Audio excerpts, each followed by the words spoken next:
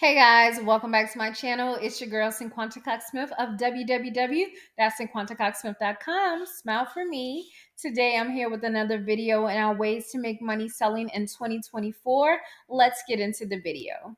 As always, I'm going to use my print on demand framework, idea, research, platform, product, and design.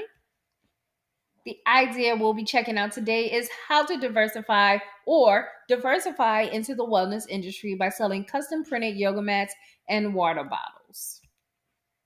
For the research, I decided to give you guys some good research, and it would be to look up some yoga hashtags to see what styles are trending and what are the typical type of yoga mats that people are purchasing. The platform that I'll be using today is Printify. And Printify has these custom yoga mats, really good quality, and you're able to design the whole product. Make sure you check that out. For the design, I decided to create a simple abstract design in Canva, and I am going to be using the foam yoga mat.